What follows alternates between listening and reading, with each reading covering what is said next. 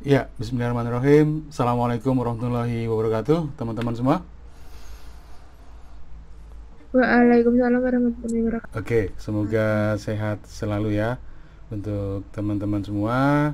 Pada hari ini kita masuk pada minggu keempat, jadi ternyata nggak terasa 3 kali pertemuan lagi sudah masuk UTS ya. Wah, ini luar biasa bahwa sebenarnya memang kuliah itu walaupun misalkan 7 semester atau 8 semester, maka saya yakin bahwa kuliah itu nggak terasa.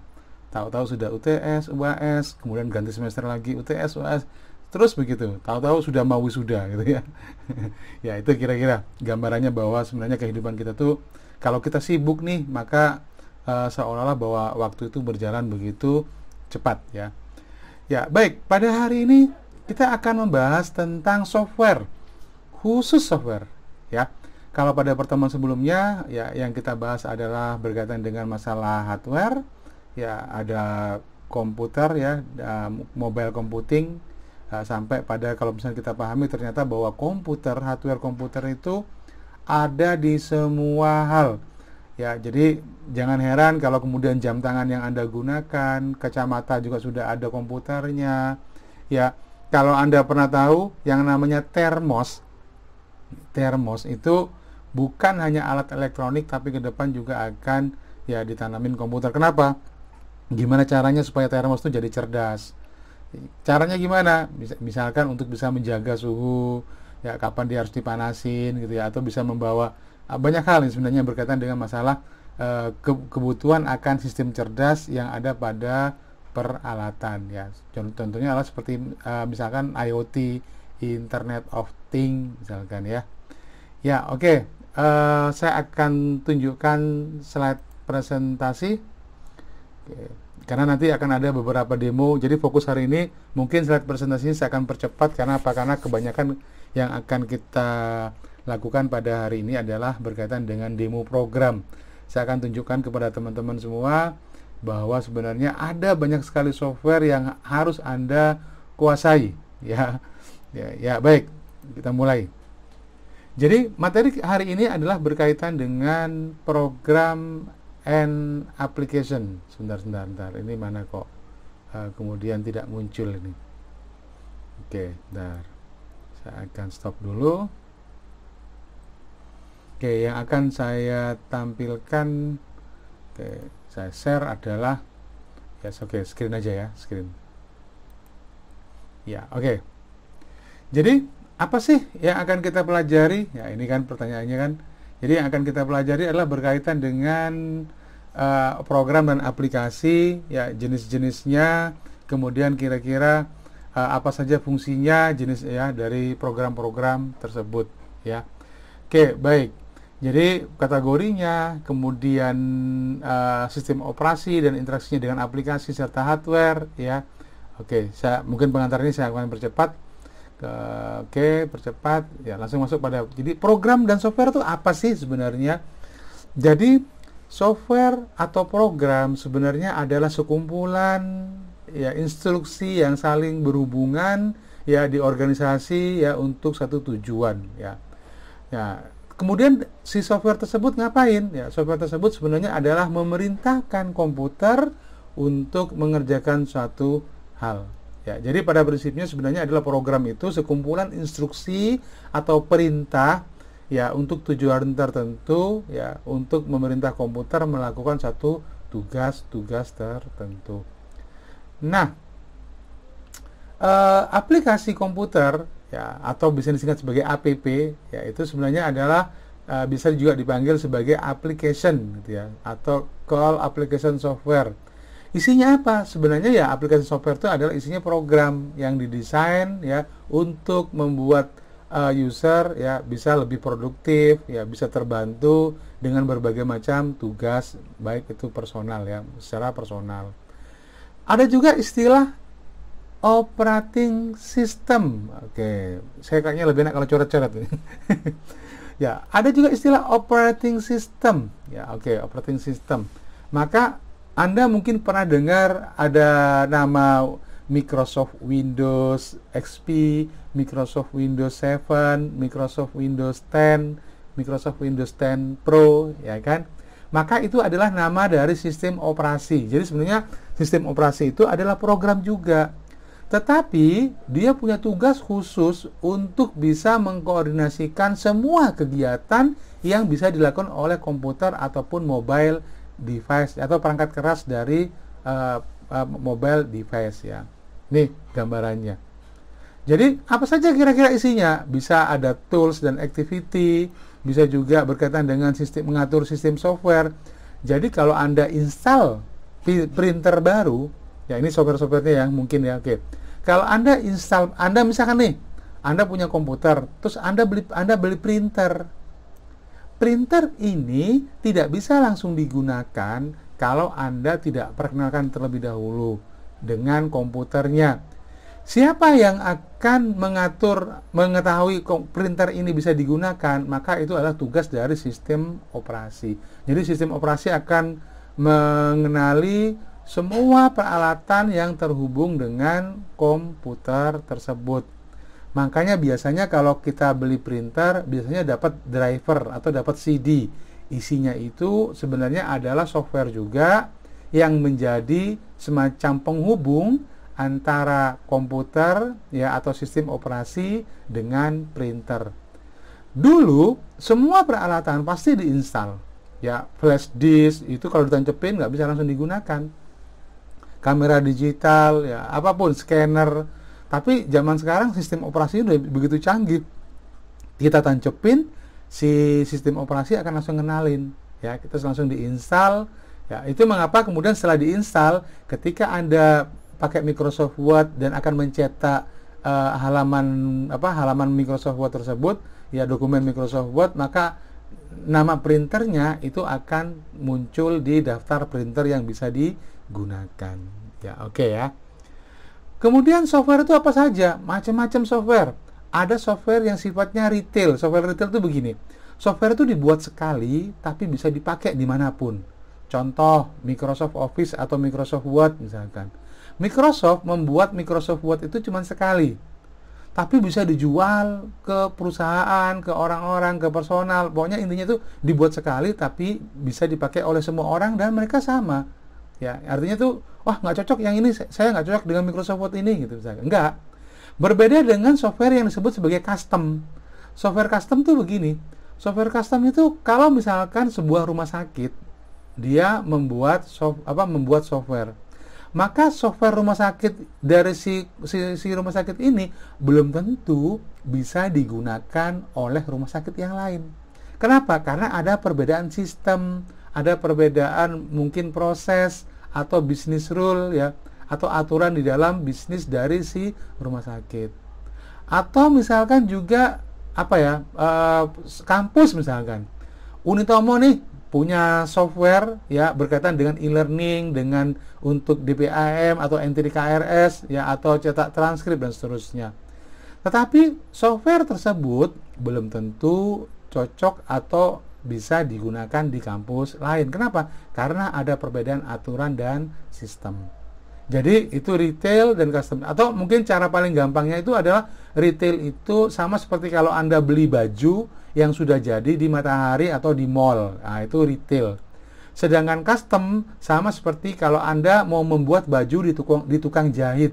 Anda datang ke sana, diukur dulu apa kebutuhannya, modelnya seperti apa, ya kemudian baru dijahitkan. Nah, itu namanya custom.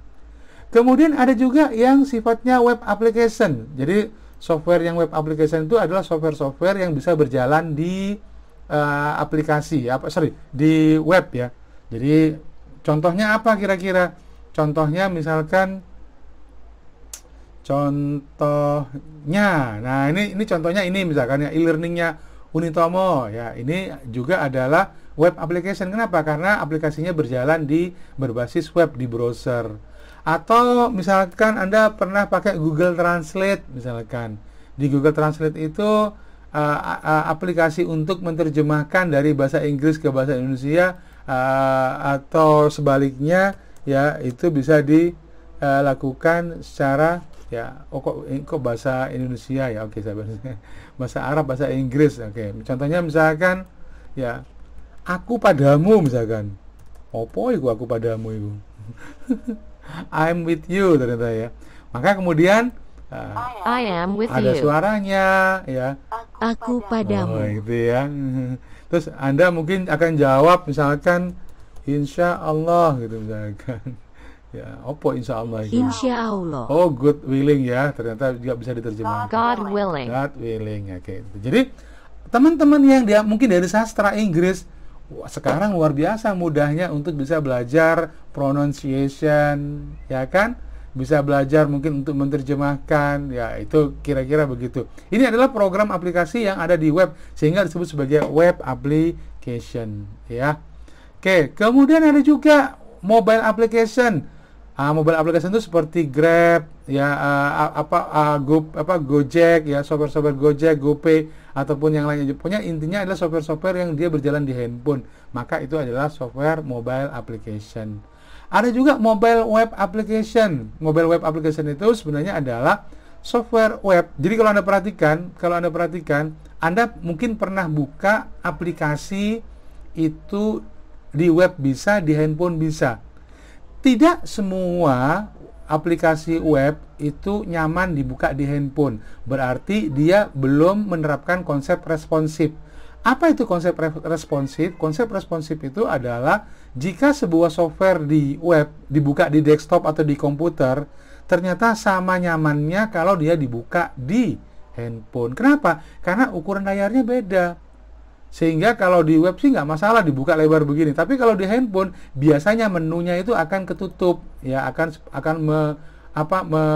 dipersingkat supaya kemudian dia tidak memakan tempat ya. Jadi kalau di web tidak ada menu di atasnya itu tidak ada ya, tapi biasanya sih lebih simpel. Coba Anda buka Google Translate ya, antara di website dengan di handphone itu pasti berbeda. Nah, kalau kemudian dia modelnya bagus, maka itu disebut sebagai responsif. Artinya dia software tersebut itu bisa mobile web application. Kemudian ada yang namanya shareware. Shareware itu adalah software yang prinsipnya sebenarnya dia bisa dipakai siapa saja tapi dengan berbayar. Dibagikan tapi intinya adalah dia adalah software yang berbayar. Contohnya adalah seperti apa? Microsoft Office, ya apalagi WPS, Photoshop, ya itu. Ya. Kalau softwarenya Unitomo, software aplikasinya Unitomo, e-learning atau untuk yang lainnya, itu bukan shareware. Kenapa? Dia nggak boleh kampus lain pakai ya. Ya, jadi dia tidak dibagikan, itu prinsipnya. Ada juga freeware ya. Freeware itu software itu tetap milik dari si perusahaan, tapi dibagikan secara gratis. Anda tidak harus bayar ya ke perusahaan tersebut. Itu freeware. Sedangkan kalau software yang kategori open source ya adalah software ya yang dia itu bisa Anda gunakan ya, dan Anda juga bisa mengubah isinya. Ya kenapa? Karena disediakan juga source code-nya. Jadi ada istilah source code. Source code itu artinya program aslinya. Sehingga pada software-software open source ya, maka si pengguna itu bisa mengcustomize sendiri ya, bisa mengubah sendiri ya apa isinya. Jadi dulu yang paling terkenal itu adalah Ubuntu atau Linux ya, itu sistem operasi Linux yang di remastering istilahnya. Kemudian ada juga public domain ya, yang kemudian software tersebut menjadi milik publik ya, domain itu public domain ya. Oke, kita lihat lagi. Ada macam-macam software yang pada prinsipnya adalah untuk bisa meningkatkan produktivitas. Ya, baik itu untuk di tempat bekerja, di sekolah, ataupun di rumah. Kira-kira apa saja? Oke, kita akan contohkan adalah Microsoft Word. Saya yakin bahwa Anda pasti pernah mengetik dengan menggunakan Microsoft Word. Ya kan? Mungkin Anda pernah mengetik pakai Microsoft Word. Tapi pertanyaannya adalah seberapa Anda benar-benar menguasai Microsoft Word. Itu saja buat saya. Kenapa itu menjadi penting ya? Karena sebenarnya kalau Anda perhatikan, apakah Anda contoh nih, misalkan contoh ya, saya ngetik nih ya. Waduh, Grammarly-nya udah itu duluan ya. Saya belajar mengetik. Oke, mengetik. Kok gabung-gabung sih? Error banget. Kursi saya kurang tinggi ya. Saya belajar mengetik 11 jari. Oke. Maka kalau Anda perhatikan, waduh, ketika Anda sudah mengetik begini ternyata salah. Seharusnya ini huruf kecil semua judulnya, kok jadi huruf besar semua? Ya, maka kemudian apa yang Anda lakukan? Anda hapus semuanya, atau Anda ubah dengan fiturnya. Prinsipnya, belajar aplikasi apapun, Anda harus bisa menguasai ya fungsi-fungsi tools yang ada di aplikasi tersebut. Jadi intinya adalah ngoprek itu artinya eksplorasi dari semua fitur-fitur yang ada di sini. Contohnya, ketika kemudian saya salah dalam mengetik, kalau cuma ngetik doang sih gampang. Tapi pertanyaannya adalah, ketika kemudian Anda bertemu dengan sebuah masalah, maka apa yang Anda lakukan? Apakah Anda akan hapus semuanya baru Anda ganti dengan huruf kecil semua? Atau Anda sudah tahu kalau di Microsoft Word misalkan bisa diganti, ini bisa huruf depan di awalnya, bisa huruf kecil semua, bisa huruf besar semua, ya, atau kapital atau besar di masing-masing awal kata. Nah, itu bagian dari ya pengetahuan Anda tentang sebuah program aplikasi. Sama halnya dengan ketika Anda ingin menengahkan dari tulisan ini. Apakah Anda mengetik dan mengklik ya tombol-tombol yang ada di sini, atau Anda menggunakan shortcut? Apa itu shortcut? Mungkin Anda pernah dengar istilah shortcut. Shortcut, kok shortnya kurang R-nya sih? Ya oke, shortcut. Shortcut itu sebenarnya adalah mungkin istilahnya jalan pintas menerjemahnya. Jadi kalau kemudian shortcut kalau di komputer itu adalah istilah di mana Anda bisa menekan kombinasi tombol ya untuk bisa menghasilkan perintah tertentu. Contoh, saya tekan Ctrl A, ya Ctrl E, maka dia berada di tengah. Saya tekan Ctrl R, maka dia berada di kanan. Atau right, saya tekan Ctrl L, maka dia berada di left, ya. Atau tekan Ctrl E atau center, dia berada di tengah. Atau ketika kemudian saya mengetik beberapa kata, misalkan ya, saya sedang mengetik ya beberapa tulisan yang tidak penting, misalkan. Ya, oke. Umumnya mungkin bisa saja Anda ingin memperbanyak kalimat ini dengan cara memblok. Gimana cara ngebloknya? Biasanya mungkin Anda pakai mouse seperti yang digeser gini kan. Bisa juga kadang-kadang diklik di sini terus tekan tombol shift terus panah begini. Lama kan? Atau panah ke bawah. Nah, gitu ya. Ketika Anda copy, apakah Anda mengkopinya dengan cara tekan kanan begini, Anda pilih copy, atau Anda masuk ke sini ya, ke menu sini ada copy. Ya, maka shortcutnya apa kira-kira copy? Oh, copy adalah Ctrl C. Maka kemudian saya tekan Ctrl C, ya saya paste di Ctrl V di belakangnya. Maka ini akan mempercepat. Kan tidak harus kemudian Anda masuk ke sini terus Ctrl V, Ctrl V, Ctrl V gitu kan, tidak. Ya, tapi Anda bisa paham bahwa Anda bisa menggunakan. Sama juga seperti tadi ketika saya menghapus semuanya misalkan. Wah, gimana cara menghapus semuanya? Apakah Anda akan menggunakan backspace untuk menghapus satu-satu seperti ini? Atau Anda blok pakai mouse seperti ini untuk menghapusnya? Ya.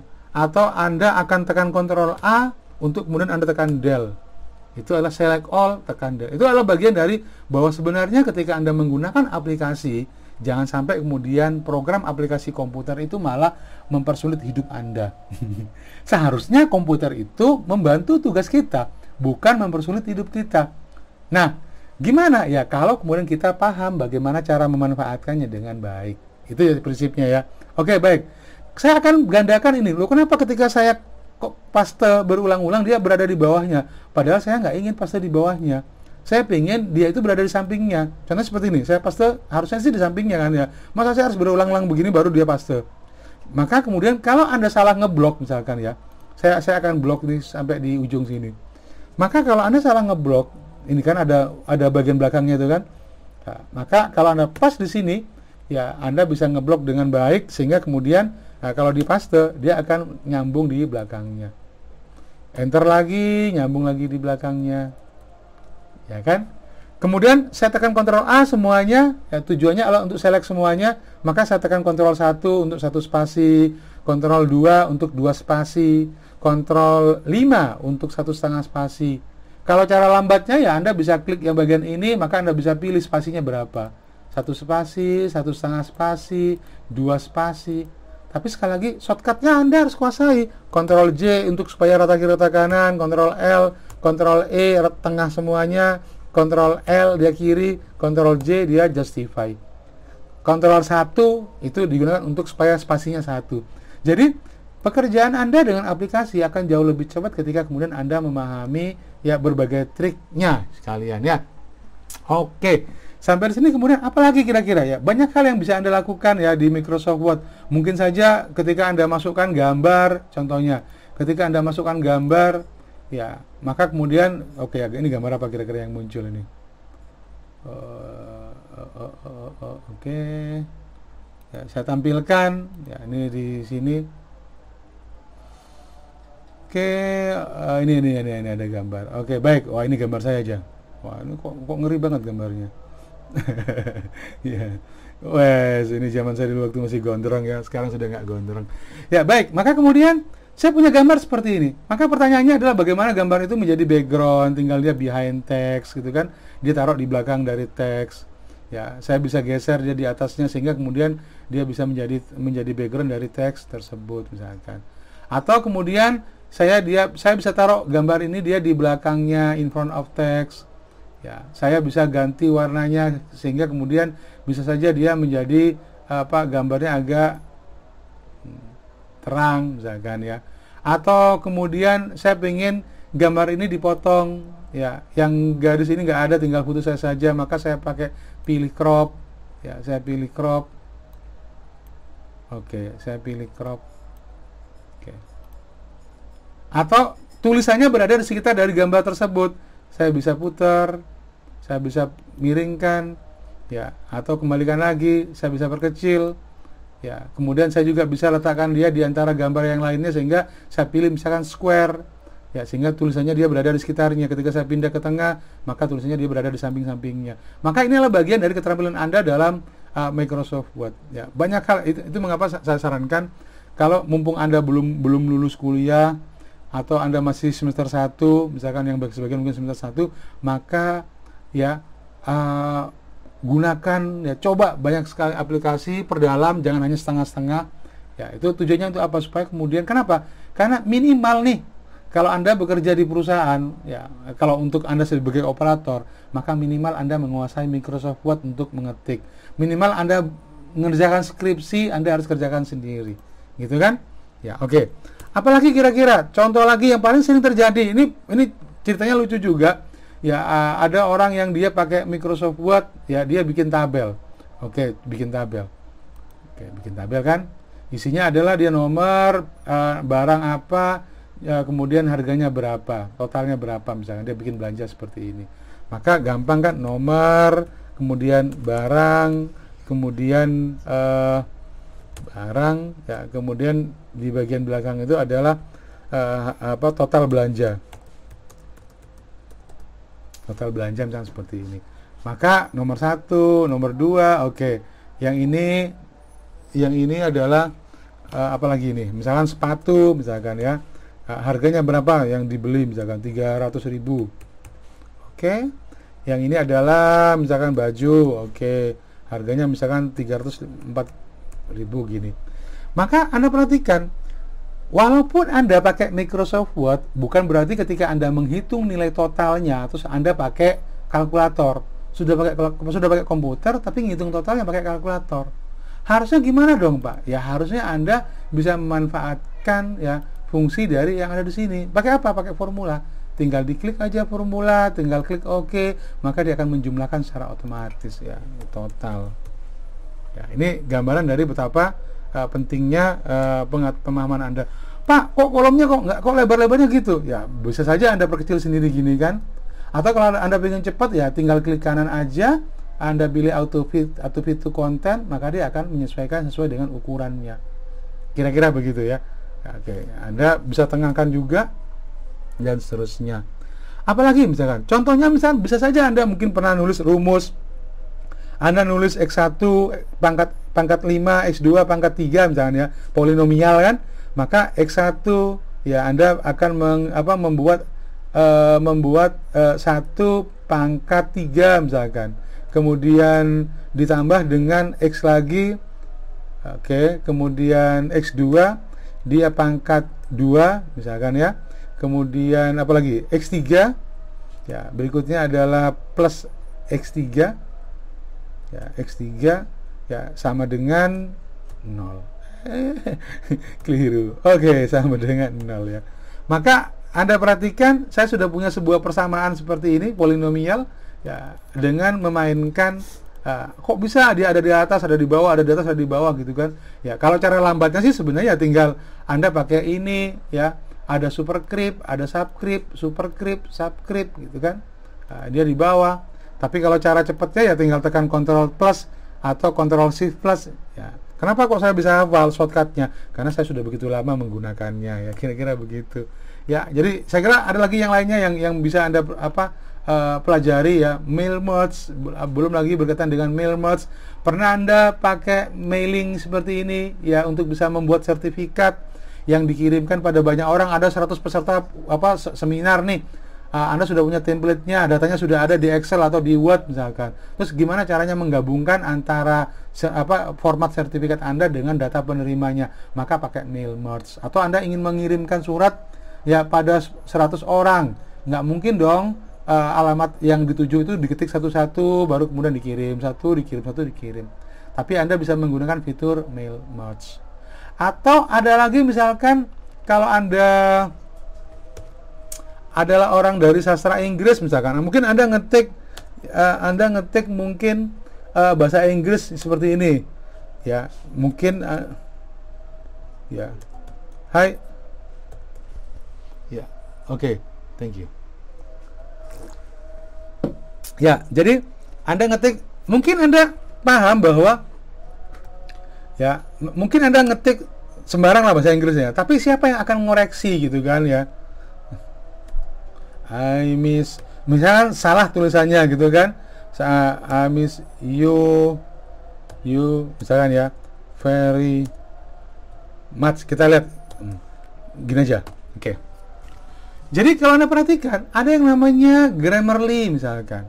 Apa itu Grammarly? Grammarly itu sebenarnya adalah sebuah software yang digunakan untuk bisa ya mengoreksi. Jadi kalau Anda bikin makalah dalam bahasa Inggris, kemudian Anda mungkin bisa saja terjadi misspell ya, terjadi kesalahan dalam ejaan atau yang lainnya. Maka Anda perhatikan, I miss yoy, apa ini yoy? Yang benar apa? Maka kalau Anda pakai Grammarly seperti ini akan ada saran. Apa maksudnya yang Anda maksud adalah yoy? Oh iya betul. Maka very misalkan, ini kan maksudnya itu apa gitu? Oh very ini atau very nama orang gitu kan? Oh very, oke, very much. Yang love kok enggak? Ini kenapa kok love-nya kok ini good ya, good job. Wah ini udah ya. Mungkin saja ini ada artinya dalam bahasa Inggrisnya ya, maka dia dianggap tidak salah ejaan. Kecuali kalau kemudian coba kita lihat ya apa sih ini misalkan contohnya ya, benar nggak sih dia? Oh lodge kok I lodge baby, apa itu? Coba kita lihat dia, love, maksudnya Anda love. Oh iya benar love gitu. Itu yang disebut sebagai ya software. Jadi ini bisa Anda tambahkan Grammarly seperti ini, sehingga biasanya kalau misalkan Anda ngetik makalah dalam bahasa Inggris, maka itu akan memudahkan Anda untuk bisa mengecek kebenarannya ya. Ada ngecek plagiarismenya juga ya, dan seterusnya. Pernah nggak sih Anda bikin, contohnya misalkan Anda ini satu top ya, Anda pernah bikin misalkan daftar isi. Yang konyol adalah kalau Anda perhatikan, saya lakukan dulu ya. Dulu kalau bikin daftar isi yang waktu awal-awal belajar Microsoft Word ya begini. Satu misalkan ya, kata pengantar. Kemudian supaya ada titik-titik-titik-titiknya maka kemudian titik-titik-titik gini sampai ditekan sampai lama, sampai akhirnya agak di ujung ya, baru kemudian saya tekan 1. Enter lagi ke bawah 2 gitu kan. Ini contoh buruk ya, saya ngasih contoh buruknya ini bukan contoh benernya. 2 misalkan, apa ini misalkan ya, lembar abstrak misalkan, sama juga seperti tadi ya, titik tadi tekan sampai dia di ujung gitu ya. Maka ini adalah cara primitif yang pernah saya lakukan ya. Kalau Anda pernah melakukan hal yang sama seperti ini, Anda nggak usah khawatir ya, karena ada temennya saya. Ya, lo harusnya gimana dong, Mbak? Ya harusnya jangan begitu lah ya. Oke, gimana kalau Anda paham? Ya harusnya ya, kalau Anda perhatikan ya, angka satunya ya pakai numbering gitu kan. Ya, sehingga kemudian ketika Anda ketik kata pengantar ya, maka kemudian Anda set terlebih dahulu di mana letaknya batasnya. Oke, di sini. Baru kemudian Anda set lagi di sini untuk posisinya. Anda tinggal klik satu kali ya di tanda yang ada di sini. Pada bagian awal ini Anda set menjadi titik-titik otomatis ya, kemudian pada bagian ini Anda set dia menjadi right, ya, sehingga Anda bisa lihat di sini ya. Oke, ini dulu ya, saya jadikan otomatis. Kemudian yang ini saya klik lagi, yang nomor 2 dia saya jadikan right. Maka kalau saya klik OK, saya letakkan di belakang tulisan, saya tekan tombol tab sekali, titik-titiknya muncul otomatis, teman. Nggak usah diketik kayak saya tadi, ya. Kemudian 1 ya Anda ketik di belakangnya. Oke, enter lagi, 2-nya otomatis muncul. Abstrak, ya. Oh, caps lock-nya nyala ya. Oke, abstrak, ya. Saya tekan tombol tab, muncul langsung titik-titiknya, ya, saya tekan angka 2 dan seterusnya.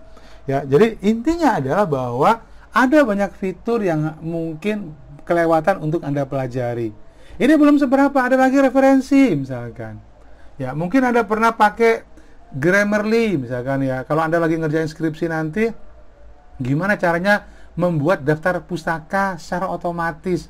Maka citasi itu bisa dibuat secara otomatis. Daftar pustakanya akan bisa dibuat secara otomatis pakai Mendeley dia di dalamnya. Atau nanti bikin daftar isi secara otomatis. Ya, itu contohnya juga begitu ya. Atau kalau Anda misal perhatikan, misalkan Anda buat bab 1 misalkan pendahuluan. Ya, maka di bab 1.1 misalkan latar belakang. Nah, penting juga mungkin Anda pakai format ya. Tinggal nanti disesuaikan aja warnanya. Di sini ada heading 1, ya kan? Ini ada heading 2, ya. Oke, ini tinggal diketengahkan, ya, dan seterusnya. Ya, kalau ini mau diganti maka akan ada stylenya juga, bisa change style dan seterusnya. Tapi intinya adalah bahwa kalau Anda menggunakan heading seperti ini, maka daftar isinya akan bisa secara otomatis dibuat. Ya. Ya, jadi yang tadi saya buat daftar isi tadi, kalau kemudian saya gunakan ini tadi, ini saya turunkan ke bawah dulu. Ya, oke.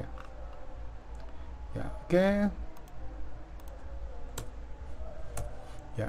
Jadi daftar isi bisa kita buat secara otomatis. Dari mana? Ya, jadi sebenarnya bahwa kita bisa memasukkan apakah itu EndNote, ya, apakah itu table of content. Ini ada table of content. Kalau Anda klik di sini table of content, ya, maka kemudian apa yang Anda ingin buat? Oke, ini yang ini misalkan ya kontennya. Maka otomatis akan muncul seperti ini, otomatis. Ya, konten ini tinggal diisi aja tulisannya, daftar isi, ya. Kemudian kalau ada tambahan lagi, perhatikan ya. Oke. Jadi perhatikan bahwa di sini saya ada pendahuluan dan latar belakang. Kalau saya tambahkan lagi subbabnya, ya, saya tambahkan 1.2 seperti ini. Apa misalkan di sini? Rumusan masalah misalkan. Masalah gitu ya. Saya blok. Ini saya jadikan heading 2, maka otomatis dia harusnya muncul di sini dengan cara merefresh, ya, merefresh dari update table. Ya, otomatis harusnya dia akan muncul ya yang berikutnya. Oh, mana ini kok nggak muncul ini? Ya, berarti ada yang salah ya dengan ya, update entire table. Oke. Nah, ini muncul ya. Jadi ada update tadi untuk nomor halaman dan update untuk isinya. Anda tambahkan lagi bab berikutnya misalkan. Ctrl E seperti ini, saya tengah bab 2 misalkan ini adalah apa kalau di Anda? Landasan teori. Landasan terbang ya. Landasan teori misalkan. Oke, perhatikan baik-baik ya, karena ini saya jadikan ini harusnya saya jadikan heading. Ya, heading 1 seperti ini, maka harusnya nanti di sini akan muncul. Jadi setelah Anda buat ya, ini akan muncul bab 2 juga ya. Oke, kita lihat update, apa yang mau diupdate. Oke, entire table ya, maka kemudian muncul langsung landasan. Ini yang saya sebut sebagai bagian mengapa Anda perlu memperdalam. Jadi ada banyak hal yang kemudian Anda perlu perdalam untuk bisa memahami lebih banyak lagi tentang sebuah aplikasi. Oke ya. Ya, saya akan kembali lagi ke slide presentasi. Kemudian ada software yang bisa digunakan untuk presentasi. Ya, oke, presentasi. Untuk apa itu file presentasi? Ya, yang kita gunakan sekarang nih PowerPoint ya, itu. Walaupun nanti ada juga software lagi yang lainnya yang Prezi. Ya, itu adalah software, mungkin kalau yang ada yang pernah tahu apa software untuk animasi, ada software Prezi. Coba. Tulisannya gimana ya? Prezi. Oh, ini nih. Kok Prezi kok itu? Ini nih, Prezi ya. Prezi ini ya. Oh, Prezi betul. Saya lupa. Ya udah lama juga. Tahun lalu saya ketika penyambutan mahasiswa baru, kemudian saya menggunakan software ini untuk bisa digunakan untuk presentasi. Jadi ini cukup menarik. Kenapa cukup menarik? Karena apa? Karena kalau Anda perhatikan ya, software yang kita gunakan ini, oke, ya new presentation dan terusnya, oke, ya pokoknya itulah. Ini ada di bawahnya. Ini, saya punya software ini, saya sudah punya yang saya pernah buat. Oke, saya coba play. Ya, oke, saya coba play. Kiat sukses kuliah di perguruan tinggi. Ini sebenarnya yang ada di YouTube ya. Nah, jadi awalnya di YouTube awalnya di sini tuh saya jadikan sebagai ya, oke. Maka kita bisa lihat misalkan dari software ini ketutupan saya kecil aja. Ya, oke. Ya, jadi Anda bisa lihat misalkan ada klik, dia akan geser. Nah, jadi saya presentasi slide-nya itu tidak dalam bentuk ganti, tapi seolah dia sebuah peta besar, ya sebuah peta besar, maka kemudian dia akan geser-geser ya ke. Nah, ini bagian dari bagaimana kita bisa menggunakan ya presentasi. Ya mungkin Anda boleh coba. Jadi aplikasi itu bisa berbasis desktop seperti PowerPoint atau juga bisa berbasis web seperti ini. Ya ini contohnya ya. Oke. Saya kira yang berikutnya adalah spreadsheet. Anda paham bahwa ada software yang namanya spreadsheet. Itu software apa itu spreadsheet itu? Ya, spreadsheet itu adalah Excel ya. Jadi oke, saya akan lompat ke Excel. Saya paham bahwa mungkin Anda pernah menggunakan Excel. Oke, keren. Ya, tapi seberapa Anda mahir berkaitan dengan Excel? Ya, saya ambil contoh. Mungkin dasarnya kalau di Excel itu ya kotak-kotak gini. Pak, bisa nggak sih Pak saya bikin surat cinta pakai Excel? Loh monggo, silakan kalau memang Anda mau bikin surat cinta pakai Excel. Tapi Excel itu tidak dikhususkan untuk bikin surat.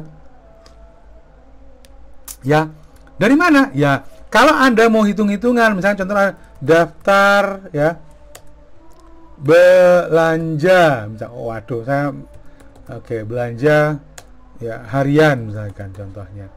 Oke, maka kemudian nomor gitu kan, kemudian apa nama barangnya, barang, ya, kemudian harga satuannya berapa, harga satuan, oke, kemudian berapa jumlah yang dibeli gitu kan, Excel kan gitu sebenarnya ya. Kemudian apa lagi, subtotal misalkan, subtotal, maka inilah Excel.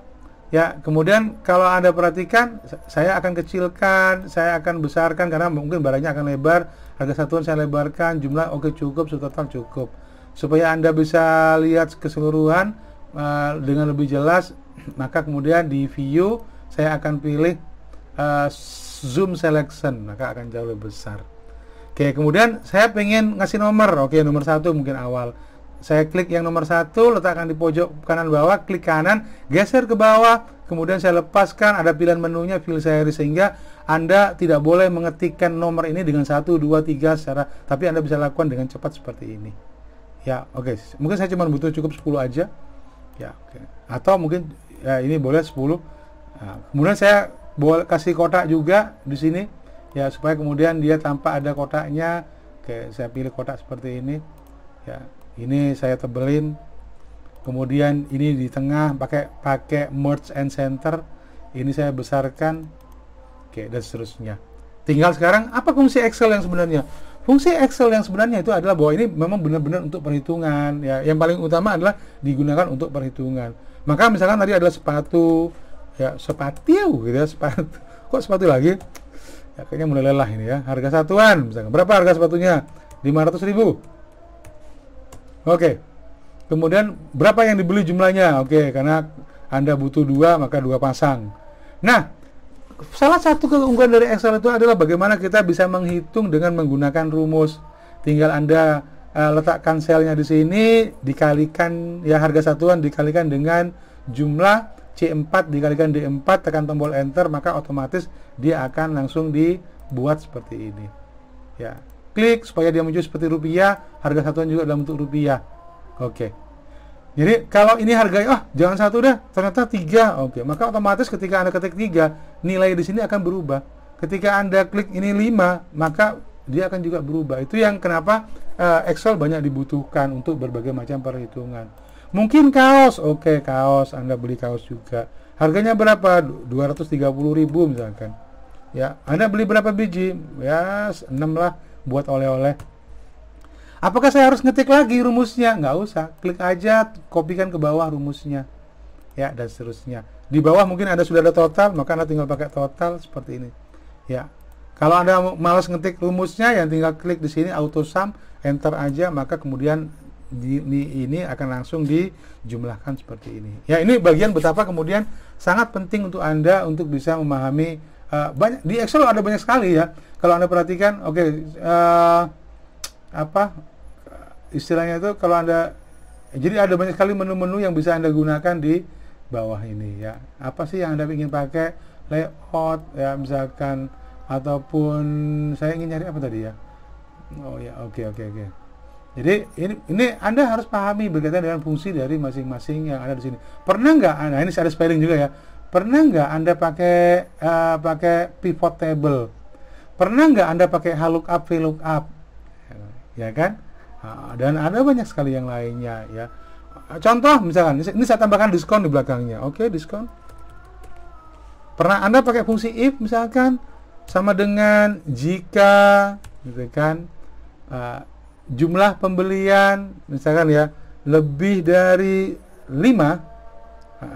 lebih dari 10 misalkan ya, maka dia dapat diskon sebesar 20%.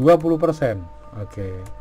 Jika tidak, maka dia dapat diskonnya cuman 5%. Tutup kurung, enter. Perhatikan, maka dengan mudah saya bisa membuat rumus ini ya, tinggal saya copy ke bawah seperti ini kan, semuanya masih kosong ya. Oke, nanti seharusnya gimana kalau kosong, dia nggak usah ditampilkan ya, oke ya. Kalau saya ganti ini dengan angka 6 misalkan, maka harusnya berapa? Oke, mungkinkah salah rumusnya? Oke, apakah D4? Oh, D4 betul ya. Ya, diskon ya, 10 ya. Bukan 5, 10. Kenapa kok 5? Oke, 10 masih belum lebih dari 10 ya. Tapi kalau Anda mau pakai rumusnya diganti bukan lebih dari, tapi lebih dari sama dengan juga boleh. Oke, kita coba dulu yang ini. Gimana Pak kalau saya beli 15, diskonnya berapa? Oh, dapat diskon 20%. Ini ngetes rumus. Kalau saya beli 17, oh, Anda juga dapat 20%. Ya, tapi kalau 10 Pak, tetap 5%.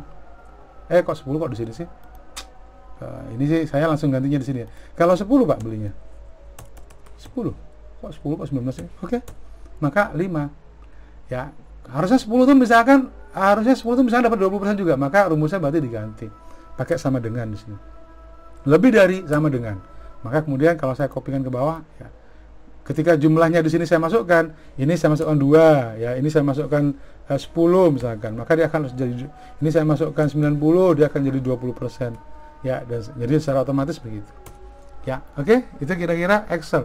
Ada banyak yang nggak ada pivot table ya. Anda berkaitan dengan masalah grafik, sudah paham semua kira-kira fungsi grafik ini? Grafik kolom, pie, bar, area, scatter, line, masing-masing punya kegunaan yang berbeda-beda.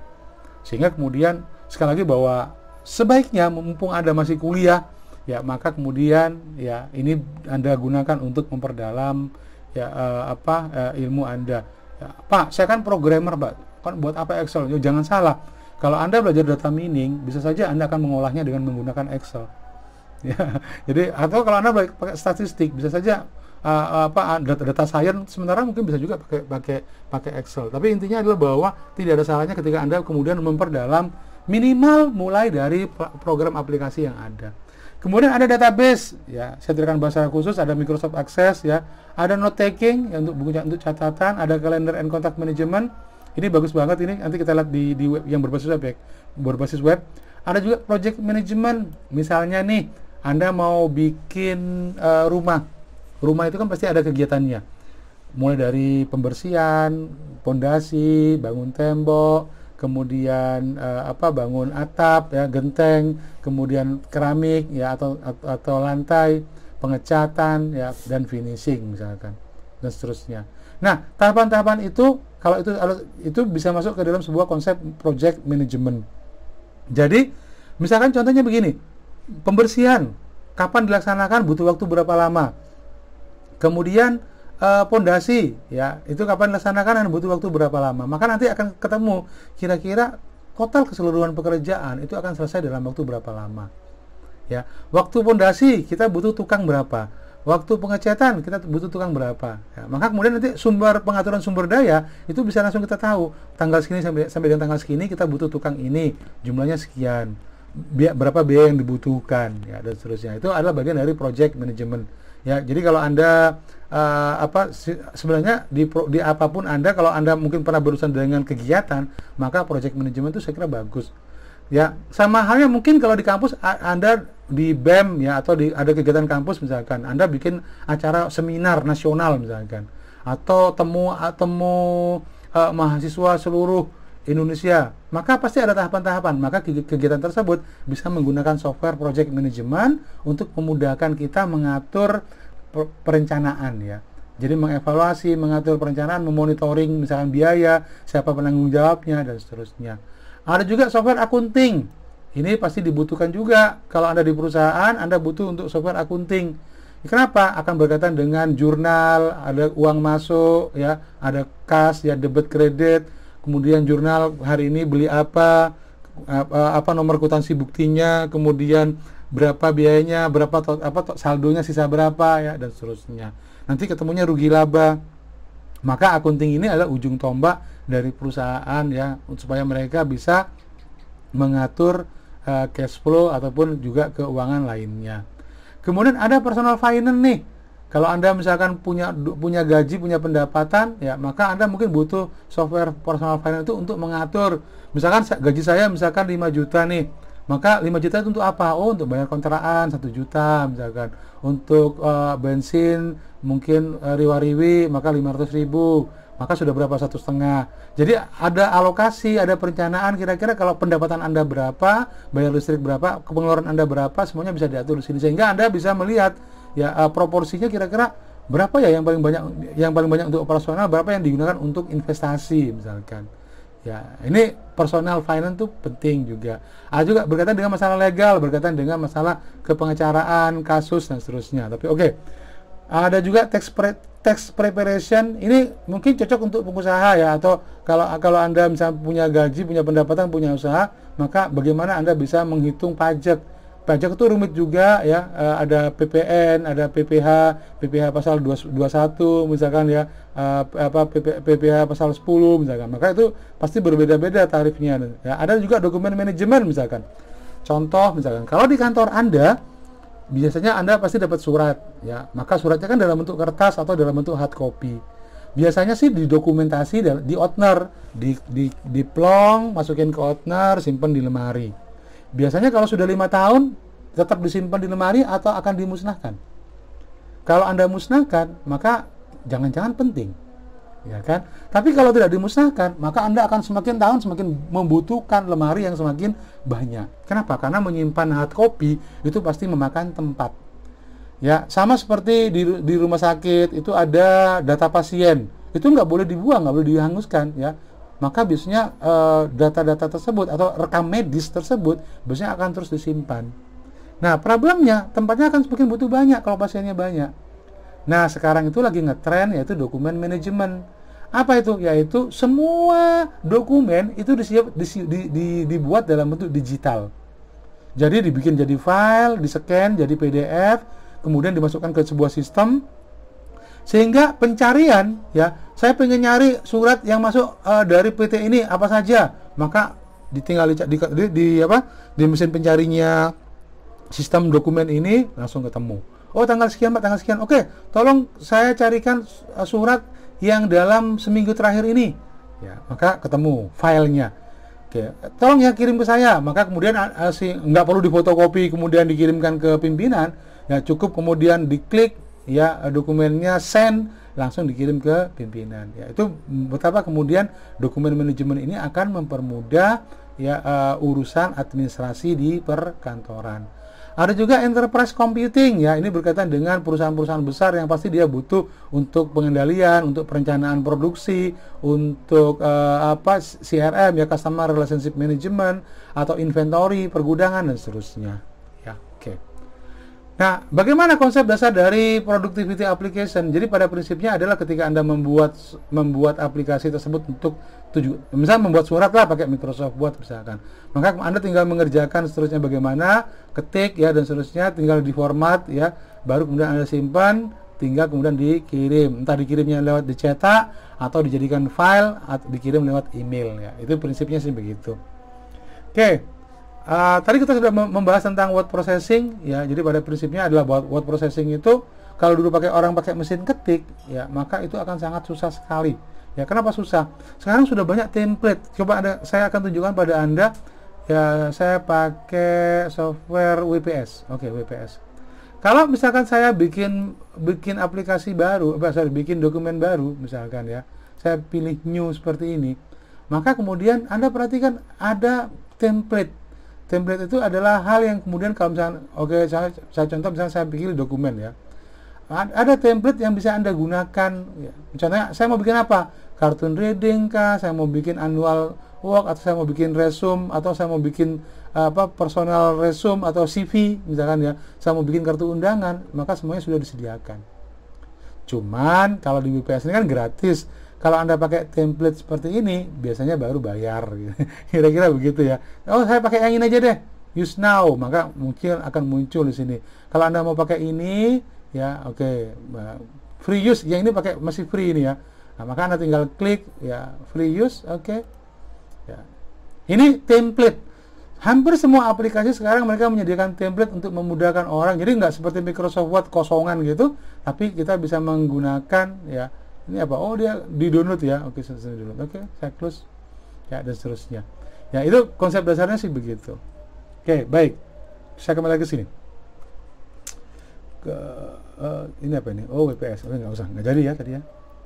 Ya, presentation software. Tadi sudah saya tunjukkan. Ada PowerPoint, ada Frenzy.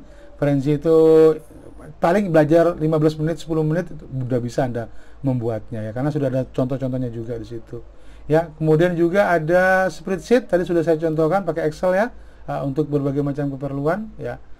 Oke, ada database ya. Ini kira-kira intinya database itu adalah kalau misalkan kita ingin menyimpan data yang sama. Contoh nih, database itu adalah data mahasiswa atau data pelanggan, data transaksi, si pelanggan tersebut membeli apa, jumlahnya berapa, harganya berapa, dapat diskon apa enggak, maka itu adalah bagian dari database ya. Oke. Kemudian ada note taking. Sekarang di handphone sudah banyak. Dulu sih cuma ada di komputer, tapi sekarang di handphone kita bisa bikin catatan, ya, bikin apa gitu supaya kemudian itu bisa menjadi semacam buku notes, ya, atau diary juga bisa. Ya. Ada kalender. Oke, saya akan tunjukkan pada Anda kalender contact management software. Ini cukup menariknya adalah bahwa Anda bisa memanfaatkan yang versi online. Jadi kalau tadi saya contohkan itu adalah sifatnya semuanya versi ini mana kok? Oke, sorry. Oke, saya pakai. Oh, saya bukan pakai WPS ya. Saya mau pakai ini dia. Oke. Saya mau pakai ini. Jadi, kalau tadi saya tunjukkan Frenzy seperti ini, ya, maka kemudian kalau Anda masuk ke Google, ada banyak aplikasi yang berbasis web yang Anda bisa manfaatkan. Kalau Anda ketik Google seperti ini, perhatikan baik-baik di bagian kanan atas, maka Anda bisa perhatikan di sini ada aplikasi Google, ada kotak-kotak seperti ini. Ini kalau Anda klik seperti ini, maka akan dimunculkan banyak sekali aplikasi dari Google. Jadi kalau misalkan nih di komputer Anda Microsoft Word-nya lagi trouble, maka kemudian Anda nggak harus kemudian install ulang Microsoft Word-nya, maka Anda bisa pakai dokumen ini. Ini persis sama seperti Microsoft Word. Atau tadi Anda mau ngetik laporan ya, keuangan, tapi Excel Anda lagi error, maka kemudian Anda bisa manfaatkan spreadsheet seperti ini.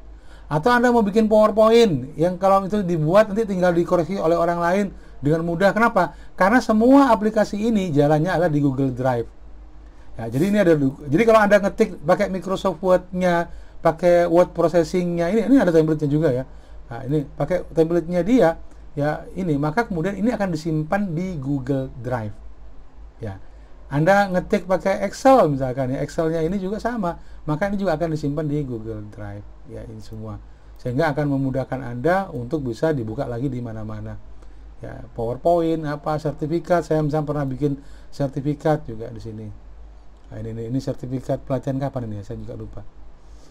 Oh, ini nih ya. Oh, ini saya pernah bikin pelatihan. Nah, ini sertifikatnya bisa pakai PowerPoint ya. Kemudian ini saya gabungkan dengan data pendaftaran sehingga bisa dibuat secara otomatis. Itu gambaran dari betapa ya kita bisa 10 April ya kemarin ya, 10 April kemarin. Maka kita bisa membuatnya dengan begitu mudah.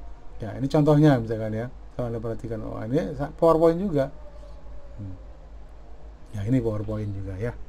Oke, baik ya. Oke, jadi prinsipnya ada banyak aplikasi. Apalagi Pak, aplikasi yang bisa kita nggak harus kita install. Kenapa? Karena semuanya berbasis web ya. Anda juga ini gratis juga. Salah satunya misalkan contohnya adalah ya, kemarin saya sudah contohkan pada Anda adalah Google Drive. Drive Google seperti ini. Berapa kapasitas Google Drive? Jadi lumayan Anda bisa punya tempat penyimpanan secara online ya, yang besarnya adalah 15 GB. Sekarang baru terpakai 5,71.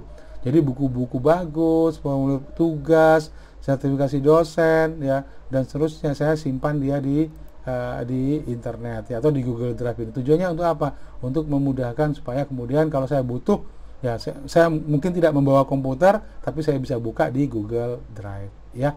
Itu tujuannya. Oke, kemudian ada lagi selain itu, yaitu mungkin Anda pernah dengar istilah Canva. Oke, Canva. Jadi kadang-kadang nih kita nih kan butuh untuk bikin pengumuman ya, untuk bisa bikin kartu ucapan selamat ulang tahun, atau kita butuh mungkin untuk bisa membuat ucapan hari raya Lebaran atau hari raya Natal. Maka Anda nggak harus install Photoshop, Anda tidak harus install Corel Draw. Kenapa? Karena sudah tersedia ya, Anda bisa gunakan Canva. Sementara ini masih gratis ya, yang berbayar kalau Anda pakai beberapa aset yang disediakan oleh si Canva ini. Jadi saya ambil contoh, saya bikin misalkan kurikulum vitae misalkan ya, maka kemudian saya buat di sini kurikulum vitae dengan menggunakan Canva. Tinggal nanti saya simpan dia dalam bentuk apa? Mau disimpan dalam bentuk PDF, mau disimpan dalam bentuk yang lainnya, atau saya buat kemarin ada pelatihan di UNER, maka kemudian saya kasih contoh seperti ini misalnya. Ini ada contohnya. Ini sebenarnya contoh-contoh yang saya gunakan kemarin di pelatihan ini ya. Oke. Maka ini kan contohnya, ini ada. Maka Anda tinggal bikin, ada template-nya ya. Kenapa? Karena ini sudah disediakan di ya, ini ada contohnya di sini. Ada disediakan untuk template-nya. Oke, kita tunggu dulu. Ya, nah ini kan saya buat contoh untuk bisa bikin. Nah, ini untuk bikin barcode-nya. Ya, ini ada poster-poster yang bisa Anda gunakan di sini. Contoh-contohnya bisa banyak sekali bisa digunakan. Ya, oke. Atau kalau enggak ya buat dari awal ya. Tapi intinya adalah bahwa akan sangat mudah kalau kemudian Anda paham bahwa ada software yang bisa Anda gunakan untuk mengerjakan tugas-tugas Anda.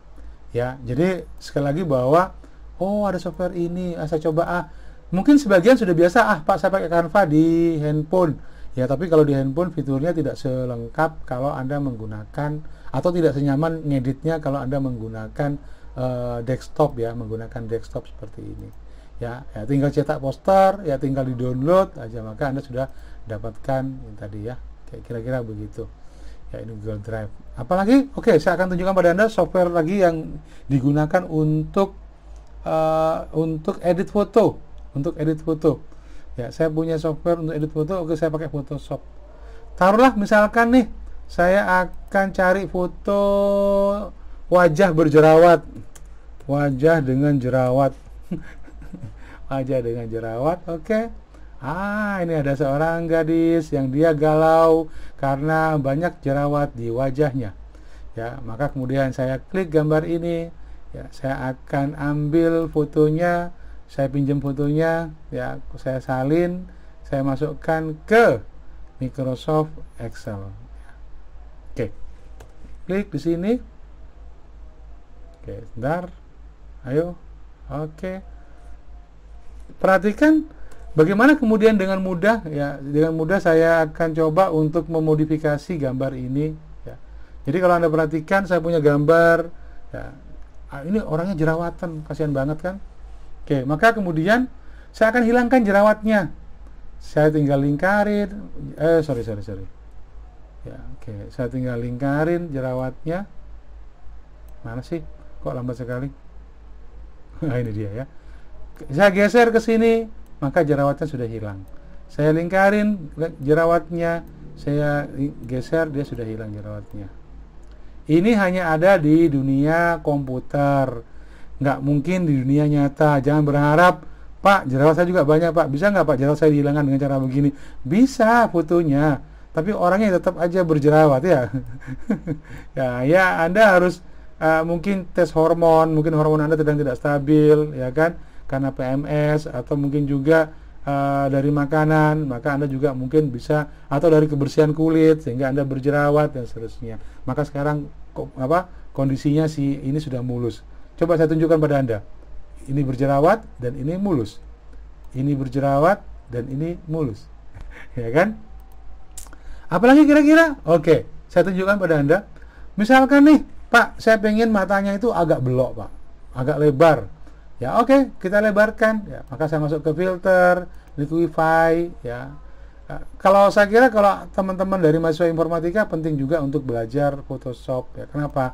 Karena seringkali mungkin kita akan butuh untuk mendesain tampilan ketika kita bikin website ataupun bisa membuat ilustrasi, ya. Maka saya bisa besarin matanya. Ya, gimana dong caranya, Pak? Oke, saya besarin matanya. Ya, oke. Saya besarin matanya dikit. Oke. Saya klik oke. Ya. Kita lihat sekarang perbedaannya. Ini sebelum dan sesudah. Sebelum, sesudah. Oke ya. Ya, apalagi, Pak? Masa sih cuma itu doang? Ya, oke lah. Ya, kita lihat saya masih pakai liquify. Ya, tinggal kemudian hidungnya kurang mancung, Pak. Boleh, Pak, ditarik lagi. Oke, ditarik lagi. Saya pakai wrap ini. Ya, kemudian saya tinggal tarik lagi. Bibirnya mungkin dia kurang senyum. Ya, kurang senyum dikit. Oke, tambah manis. Oke. Ya, kemudian saya klik oke. Ya, maka kalau Anda perhatikan, kalau saya rubah, ya, dia ini masih tampak serius, ini sudah lebih senyum, hidungnya lebih mancung. Ya, tapi matanya agak melotot. Ya, oke, harus dihindari ya. Harus dihindari mata melotot seperti ini. Oke, baik. Itu contohnya seperti itu ya. Ya, oke, kita tinggalkan Photoshop. Oh, mungkin ada satu lagi. Saya mencontoh, misalkan saya pengen saya punya gelas atau cangkir atau muk. Nah, muk itu apa? Muk itu gelas kan? Ya, saya pengen foto tadi itu ada di muk. PT muk. Oke, ini ada muk, ini ada muk kosong aja. Yang muk kosong. Oke, ada muk kosong. Saya copy. Kemudian saya pindah ke Photoshop lagi. Saya Ctrl N untuk bikin baru. Ya, saya tekan enter. Terus terang aja saya bisa Photoshop bukan karena saya kursus, ya, karena saya dulu tertarik dengan. Jadi kalau Anda yang kuliah di informatika berharap diajaran ini, maka Anda salah ya. Karena hal seperti ini tidak diajarkan di prodi informatika. Oke, gelasnya nggak gitu kelihatan. Coba saya geser dulu warnanya supaya dia jauh lebih kelihatan. Ini saya kira jauh lebih kelihatan. Ya, saya perbaiki lagi. Oke, ya baik. Saya Ctrl V, wajahnya dia kebesaran. Oke, saya kecilkan dulu. Ceritanya saya akan membuat supaya muk ini ada gambar wajah dari si Mbak ini ya, si Mbak yang berjerawat ini. Ya, oke. Saya besarin lagi. Ya, oke. Perhatikan baik-baik. Apa sih? Ini nggak serius-serius amat kan? Maka kalau Anda perhatikan, kalau saya tempel begini kan aneh nih. Cangkirnya loh, ininya begini, Pak. Oh, ini malah kotak begini kan kayak tempelan, Pak. Oke, kalau supaya Anda bisa membuatnya supaya tampak jauh lebih rapi, Anda bisa menggunakan transform kemudian wrap. Maka ada fitur di situ yang bisa digunakan untuk kalau gitu dia harus agak lengkung ke bawah supaya dia tampak jauh lebih mengikuti bentuk dari gelasnya. Ini pun sama ya, supaya harus kemudian dia tampak mengikuti dari bentuk gelasnya ya. Oke, maka kemudian ini sudah mungkin agak sedikit sudah jauh lebih bagus ya. Oke. Nah, maka kemudian Anda bisa lihat dia sudah melengkung, apakah melengkung sudah wajar atau tidak. Ya, ini mungkin bisa sedikit sedikit dikurangi intensitasnya ya, supaya kemudian kok muknya sih yang dikurangi, wajahnya yang dikurangi ya, bukan muknya. Ya, oke, maka supaya tidak terlalu terang misalnya. Oke. Mungkin begitu ya. Atau dipotong sedikit bagian ini, tarik ya, sehingga dia akan jauh lebih penuh misalkan ya. Kalau misalnya dia dibikin penuh, kira-kira seperti apa? Ya, coba aja ditarik. Ya. Nah, jadi wajahnya jadi kayak laki-laki ya. Jadi, oke, nggak apa-apa juga. Ya, oke. Ya, itu kira-kira gambarannya ya. Bahwa kita bisa menggunakan aplikasi yang ada ya untuk berbagai macam keperluan. Oke, saya akan kembali lagi ke slide presentasi. Ya, mana tadi slide presentasinya? Ya, ini dia. Ya, oke. Oh ya, ini tadi saya lupa kalender ya. Kalender. Tadi saya sudah ingat untuk. Jadi Anda juga bisa menggunakan ini. Di sini ada kalender. Ini saya kira cukup bagus kalau kemudian Anda nih punya kegiatan, Anda harus meeting secara online. Tanggal berapa Anda mau meeting misalkan? Tanggal 4, Pak. Maka Anda tinggal klik tanggal 4. Jam berapa Anda mau meeting? Sekitar jam 2, Pak. Oke, jam 1 atau jam 2? Oke, jam 1. Maka Anda tinggal klik di sini ya, kemudian Anda bisa tuliskan rapat rapat ya mahasiswa. Nah, tentang apa gitu ya agendanya misalkan. Ya, BEM misalkan. Kapan diadakan, berapa lama, apakah Anda mau pakai meeting atau tidak ya. Jadi itu bisa jadi kalau ini maka sudah ada agenda. Ya, ini rapatnya jam berapa, tempatnya di mana. Anda bisa langsung bikin undangan juga ini. Ya, bisa langsung juga bikin undangan. Ya, kenapa? Karena Anda bisa kepada yang terhormat, ini terusnya, maka kemudian itu bisa dikirimkan menjadi sebuah undangan, ya. Oke, apalagi misalkan. Jadi ini semacam agenda ya untuk bisa mengatur jadwal kita. Ini punyanya Google. Saya pakai yang di handphone ya. Sehingga kemudian itu jauh lebih mudah. Kapan? Jadi ada remindernya juga ya. Apakah mau di reminder atau tidak? Kalau misalnya kita reminder, maka remindernya itu seperti apa? Ya, itu juga bisa kita ya entah itu dari warnanya atau bagaimana. Ya, oke, itu Canva tadi sudah contohnya ya. Jadi sekali lagi bahwa ada aplikasi yang kita harus menginstal seperti Microsoft Office itu yang di komputer, ada juga yang aplikasi tersebut yang kita cukup panggil aja di website ya, karena kita nggak perlu menginstalnya. Oke, kemudian apalagi project management software tadi ya, oke, accounting software ya, ini penting sekali ya, accounting software. Kalau tidak salah di Indonesia yang paling ngetop itu adalah softwarenya dari Zahir Accounting. Nah, itu lumayan juga ya, karena itu salah satu software yang cukup update juga. Itu personal finance ya, berkaitan dengan alokasi gaji Anda untuk apa. Jadi ini juga bisa digunakan untuk memonitoring atau mengontrol kalau Anda belanja, masukkan datanya belanja. Terus nanti ketika uang Anda atau jumlah belanjaan Anda dalam tengah bulan itu sudah melebihi dari yang dianggarkan, maka software ini akan memperingatkan Anda. Wah, Anda kayaknya sudah kebanyakan belanja nih. Ya, ada akun balance-nya juga, ada expense-nya ya, ada income and expense, ada pemasukan dan pengeluaran. Ya, ada verify akun balance ya. Ada accounting software tadi ya. Oke, saya kira. Legal software ini berkaitan dengan kepengacaraan ya. Tax preparation berkaitan dengan pajak ya. Kemudian ada tadi dokumen manajemen ya. Oke. Nah, ini tadi ya, macam-macam lagi yang lainnya. Jadi kalau untuk tadi personal, kali ini adalah untuk perusahaan. Jadi software yang digunakan untuk perusahaan itu jauh lebih kompleks lagi. Ada yang dibutuhkan untuk HRD, Human Resource Development. Di bagian HRD ya, maka dia butuh seorang karyawan. Ketika dia menjadi calon, maka dia akan masuk di situ softwarenya, masukkan datanya. Kalau dia masih masa percobaan 3 bulan, maka setelah 3 bulan kalau dia disetujui, SK surat keputusan pengangkatannya akan muncul secara otomatis misalkan ya. Kemudian juga berkaitan dengan pengaturan gaji, kalau dia lembur maka kemudian akan dimasukkan datanya. Absensi kalau dia bolos akan dipotong, sehingga software-software yang berkaitan dengan kepegawaian biasanya juga akan nyambung dengan software penggajian atau payroll ya. Jadi Anda coba identifikasi kalau di sebuah perusahaan, maka softwarenya pasti apa saja ya, pasti akan mengusir berkaitan dengan masalah kepegawaian. Ada juga berkaitan dengan accounting juga, biasanya accounting and finance ya. dijadikan satu departemen. Maka softwarenya ada software accounting. Ya, pemasukan, penerimaan, biaya, perencanaan, ya, dan seterusnya, transfer, kapan harus transfer, gaji harus dibayarkan, ya, dan seterusnya. Ada juga software yang berkaitan dengan engineering or product development software. Ya, ini berkaitan dengan bagaimana perencanaan untuk bisa memproduksi, ya, ini mestinya masuk di perusahaan. Ada juga manufacturing software, yang ini yang ada di pabrik. Kira-kira contohnya nih, kalau misalkan saya ada project untuk membangun pesawat terbang, maka saya harus berhitung kira-kira berapa kebutuhan material plat untuk plat bajanya, untuk aluminium, untuk permukaannya, ya, dan seterusnya.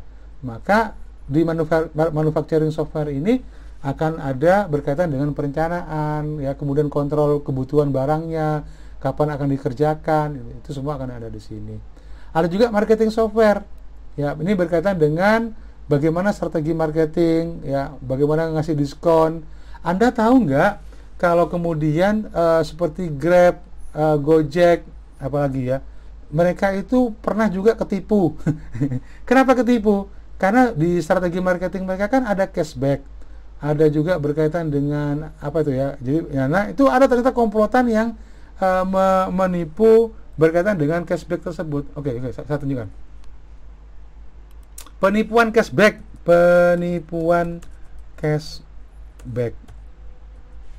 Ini cukup menarik kasus ini kalau buat saya. Ya, kenapa? Karena ini dia. Bayangkan, perusahaannya sampai rugi 400 juta loh. Ya, caranya gimana? Antara penjual dan pembeli itu komplotan. Jadi kalau Anda beli di sebuah merchant, Tokopedia atau apa kalau saya, di seperti Tokopedia misalnya merchant, maka kalau Anda beli terus dapat cashbacknya kan dari si Tokopedia kan, bukan dari si penjualnya atau si tenannya. Nah, itu yang dimanfaatkan sehingga ada pembelian berulang-ulang, ini beli, tapi mereka komplotan. Tujuannya untuk apa? Untuk ngumpulin cashback tersebut, ya. Jadi antara si pembeli dan si penjual itu satu komplot. Sama juga kasusnya Grab. Grab itu dulu kasusnya kan pernah ada kasus kalau kemudian si driver tersebut itu bisa order sekian kali, maka dia akan mendapatkan bonus. Maka bonus itu yang dilakukan, ya. Maka ada mobil hantu tadi itu, ya, atau apa sih namanya? Jadi apa yang mereka kerjakan? Yang mereka kerjakan, ya, mobilnya nggak kemana-mana, ya. Terus yang melakukan itu ada semuanya menggunakan handphone begitu banyak, misalnya digunakan untuk bisa ganti-ganti customer, ya. Intinya sih di sana. Ya, ini gambaran dari betapa kemudian penipuan di dunia transaksi online itu jadi begitu rawan. Bukan hanya pembeli, ya, yang itu menjadi resiko, tapi juga seperti marketplace seperti Tokopedia, ataupun juga startup seperti Gojek, ataupun yang Grab, ya, mereka juga pernah juga, ya, mengalami hal yang sama, atau penipuan, ya. Ini software. Jadi marketing itu penting juga, ya, untuk bisa melihat, memantau, ngasih voucher. Ternyata ada orang yang voucher itu dipalsu. Bayangkan kalau voucher dipalsu. Dulu orang bikin voucher, pokoknya bisa dicetak, digunting, terus tanda tangani. Ternyata kasusnya akhirnya orang-orang bikin voucher, atau seperti beberapa toko itu mereka bikin voucher sekarang jauh lebih serius, ya, ada benang pengamannya atau ada hologramnya. Sekarang apa sih yang nggak bisa ditiru kalau itu cetakan, mau hologram mau apa itu bisa ditiru, ya. Ada juga sales software, ya, software penjualan, ya, ada semacam seperti software kasir, itu adalah bagian dari software penjualan, ya. Bisa nyeta PO, ya, purchase order, ya, atau nomor nota, ya, dan seterusnya.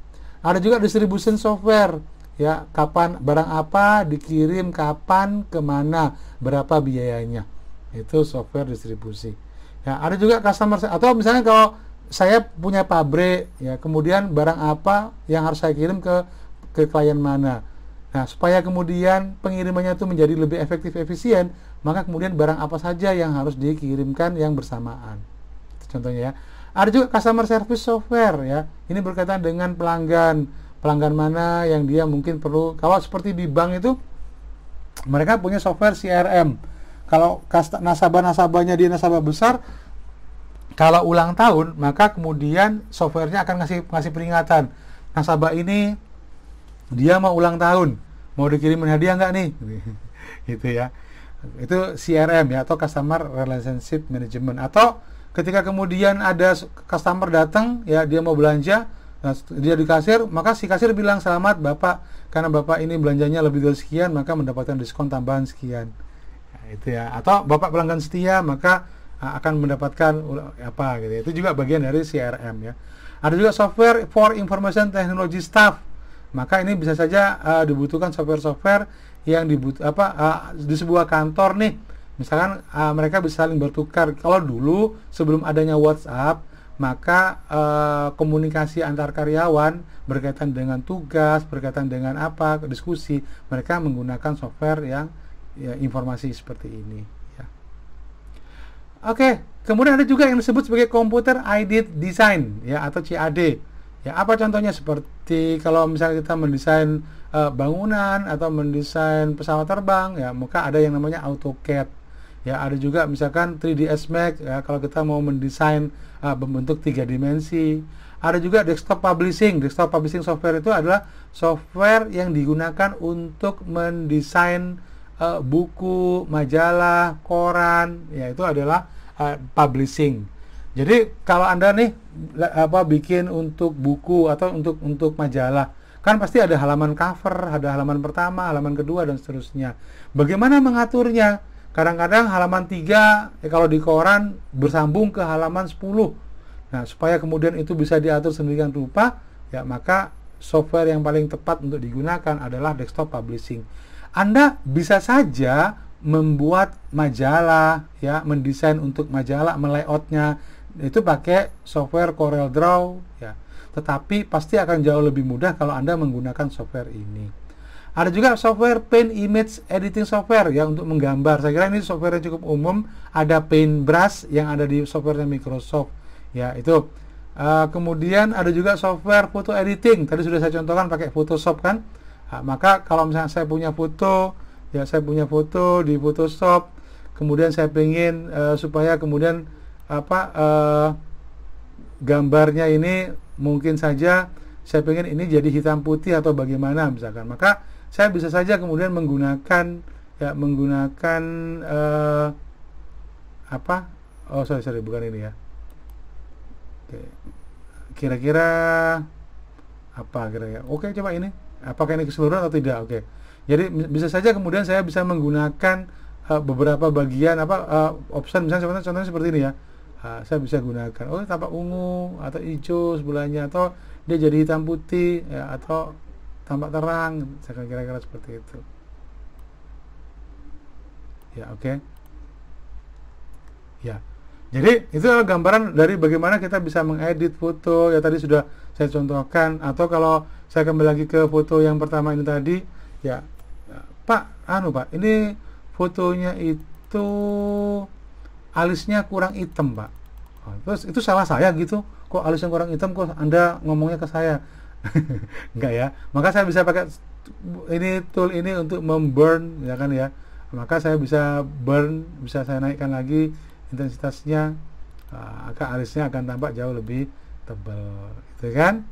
Oke, jadi Anda bisa perbaiki alisnya lebih tebal. Oke, mungkin mata tengah-tengahnya juga biar lebih hitam, bulu matanya mungkin juga penting untuk bisa agak sedikit dihitamin, ya kan? Agak sedikit dihitamin, atau matanya mungkin dia agak sedikit dihitamin, ya mungkin dia kurang tidur ya, kasihan sekali ya. Maka kemudian kalau Anda perhatikan dia mungkin kurang tidur ya, kasihan ya, sih nggak apa-apa lah. Kok jadi gini, Pak? Ya itu bukan salah saya juga ya. Ya tapi intinya begitulah ya. Jadi betapa kemudian Anda bisa berkreasi. Saya dulu senang belajar Photoshop karena saya senang berkreasi, ada ide-ide kreatif apa ya. Atau ini juga ada software untuk video editing ya. Contohnya seperti Anda bisa pakai Adobe Premiere ya, ada juga Adobe After Effects, atau Anda juga bisa pakai software apa lagi, apa sih yang gratisan ya, ada Studio juga ya, Studio itu juga bisa digunakan ya. Sedangkan kalau untuk yang audio, kalau Anda senang-senang untuk motong-motong lagu ya ini bagian ini dipotong, dihilangkan yang ini. Anda bisa pakai Adobe Audition atau pakai Audacity. Ya, jadi saya pakai Audacity ya untuk bisa, ini yang gratisan ya. Itu. Ada multimedia authoring. Multimedia authoring itu adalah software yang bisa digunakan untuk, ini cukup menarik ya kalau untuk software untuk pembelajaran ya.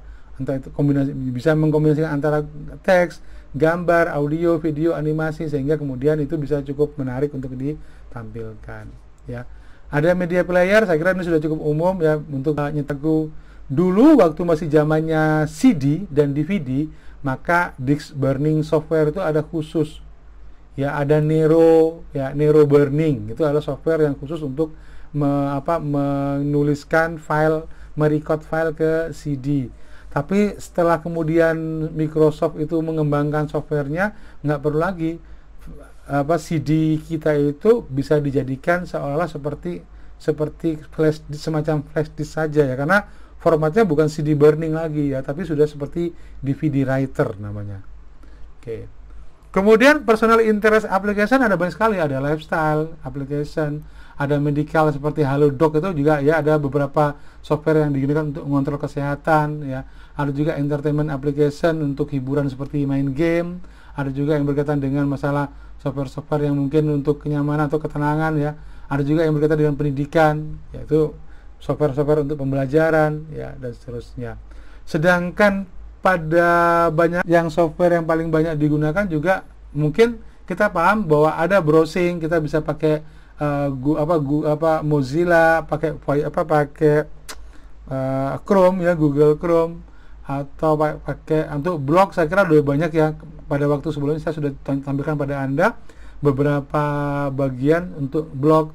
Jadi Anda bisa nulis, kalau contohnya seperti yang pernah saya tampilkan pada Anda, bahwa mungkin kalau di kampus Anda ada blog, maka Anda bisa nulis pakai blog kampus seperti ini. Atau kalau enggak, nah ini kan blog kampus seperti ini ya, ini kan blog kampus, saya pernah tunjukkan pada Anda. Atau bisa juga pakai blognya WordPress gitu kan. Apa ini kira-kira ya, Dragonfly. Oke, kita lihat. Oke, ini adalah WordPress ya. Ada juga mungkin Kompasiana, saya pernah tunjukkan juga pada Anda Kompasiana. Ini semua adalah blog yang kemudian, sekali lagi, Anda mumpung masih mahasiswa, hal yang terbaik untuk melatih menulis adalah dengan cara ngeblog. Saya sarankan sekali lagi Anda ngeblog. Kenapa ngeblog itu menjadi begitu bagus? Akan melatih Anda untuk nulis ya. Kalau Anda hobi cerpen, Anda hobi cerbung ya, dan seterusnya, maka ngeblog itu bisa jadi katarsis ya, untuk bisa menyampaikan unek-unek ya, itu anunya ya. Atau kalau Anda tahu Instagram saya juga ya, ini adalah media sosial juga yang bisa digunakan. Nah, maka apa sih isinya? Ini juga bisa dijadikan katarsis. Jadi katarsis itu apa? Katarsis itu adalah bahwa bisa jadi pelampiasan ya, bagaimana kita bisa menggunakan contoh, kita bisa berbagi tulisan ya, berkaitan dengan unek-unek kita ya. Ini ada cerita tentang apa gitu kan. Oke ya.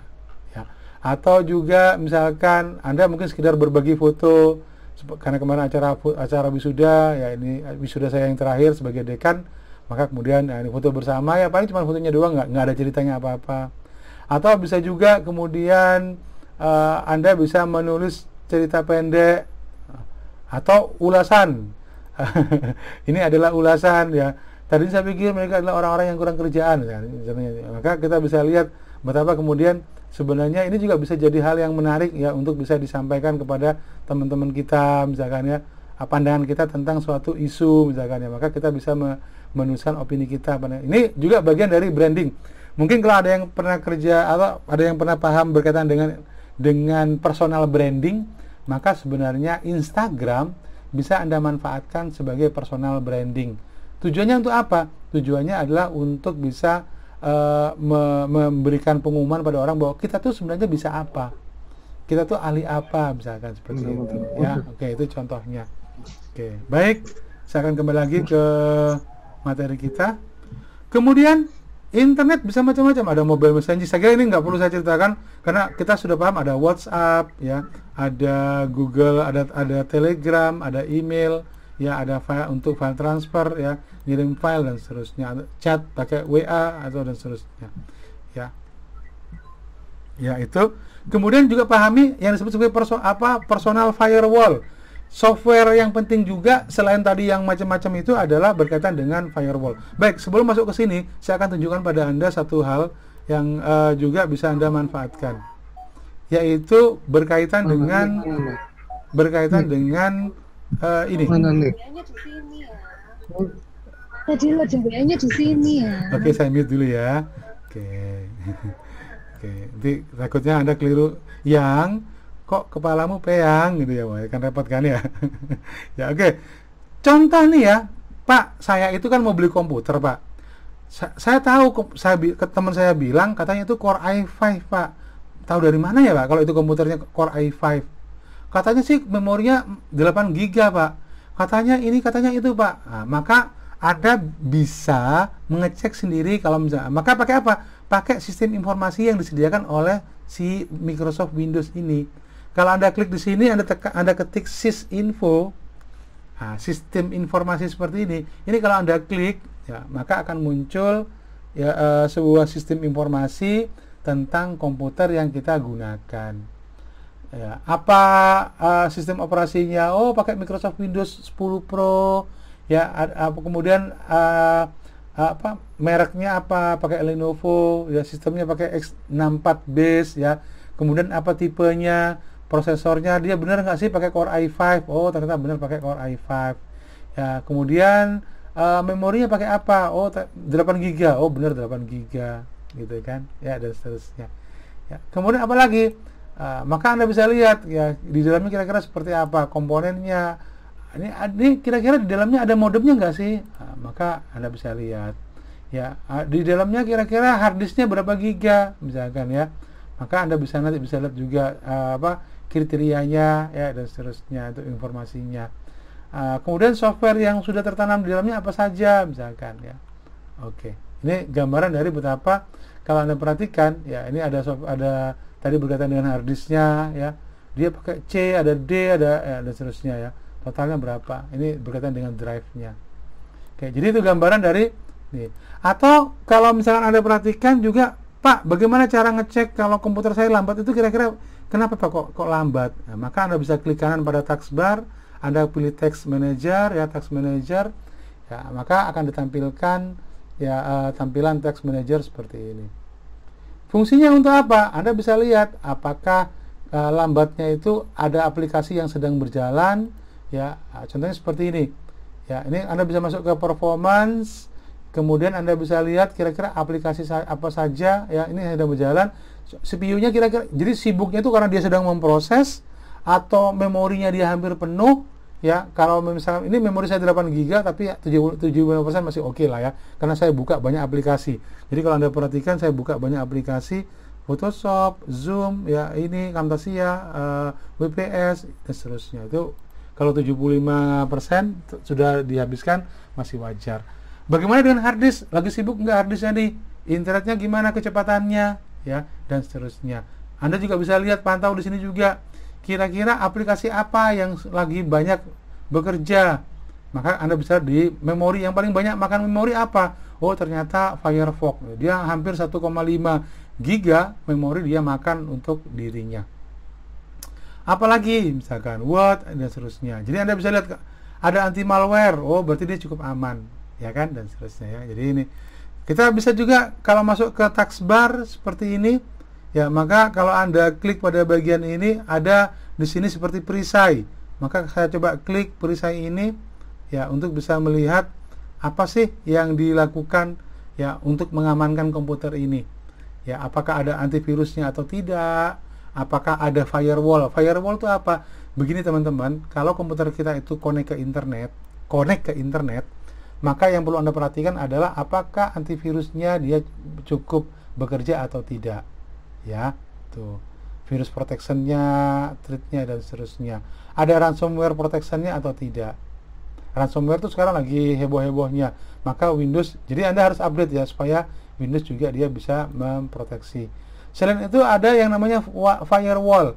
Firewall itu kalau kita connect ke internet, maka ini adalah semacam dinding, namanya memang firewall atau dinding api. Tapi fungsinya sebenarnya adalah untuk mengamankan supaya kalau ada orang yang dia ingin masuk, ya masuk ke private network kita itu, maka kemudian atau masuk ke wifi supaya orang tidak bisa membaca atau lewat backdoor dan tertentu, maka dia bisa melindungi. Walaupun ya memang tidak pernah ada sistem satpam yang benar-benar aman, ya. Tidak pernah ada sistem security yang benar-benar aman 100%. Oleh karena itu kemudian yang penting untuk Anda cegah adalah jangan hindari untuk mencolok-colokkan flash disk.